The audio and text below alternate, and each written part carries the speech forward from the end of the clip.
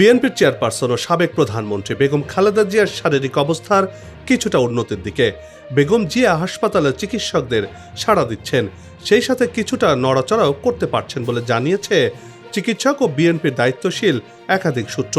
তবে তারা এও বলছেন, গেল 2 দিনে খালেদা জিয়ার শারীরিক অবস্থার কিছুটা উন্নতি হলেও এখনও ঝুঁকিমুক্ত অবস্থায় পৌঁছাননি তিনি, অর্থাৎ তিনি এখনও শঙ্কার মধ্যে রয়েছেন বলে জানিয়েছেন চিকিৎসকরা। দেশি বিদেশি চিকিৎসকদের তত্ত্বাবধানে বেগম জিয়ার চিকিৎসা চলছে ঢাকার এভারকেয়ার হাসপাতালে। সূত্রগুলো বলছে, পরিবারের চিন্তা থাকলেও খালেদা জিয়াকে বিদেশে নেওয়ার ব্যাপারে কোনো সিদ্ধান্ত এখনো হয়নি।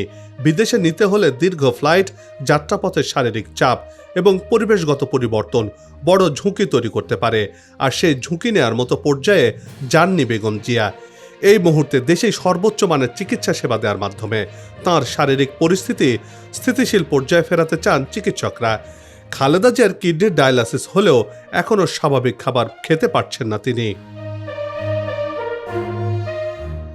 গুরুতর অসুস্থ হয়ে সপ্তাহখানেক ধরে হাসপাতালে চিকিৎসা নিচ্ছেন বেগম জিয়া। তাঁর লিভারের সমস্যা তৈরি, কিডনির কর্মক্ষমতা কমে যাওয়া, শ্বাসকষ্ট, শরীরে পানি জমে যাওয়া সহ নানান জটিল রোগে ভুগছেন তিনি। আর এসব কারণে একসাথে তাঁকে চিকিৎসা দেওয়া আরও কঠিন হয়ে পড়েছে। গেল কয়েকদিনে অবস্থার অবনতি হওয়ায় তাঁকে এইচডিইউতে রাখা হয়েছে।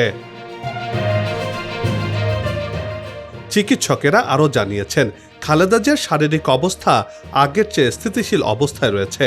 বিএনপির ভারপ্রাপ্ত চেয়ারম্যান তারেক রহমানের ঘনিষ্ঠ একটি সূত্র গণমাধ্যমকে জানিয়েছে, এই মুহূর্তে পরিবারের মূল লক্ষ্য খালেদা জিয়াকে দেশের বাইরে নেয়া।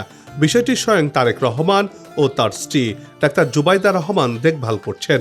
বিএনপির নেতারা প্রতিদিনই খালেদা জিয়ার খোঁজ খবর নিচ্ছেন। তবে হাসপাতালের সামনে নেতা কর্মীদের ভিড় না করতে দলের পক্ষ থেকে অনুরোধ করা হয়েছে। সেই সাথে সারা দেশেও বেগম জিয়ার জন্য দোয়া প্রার্থনা করা হয়েছে।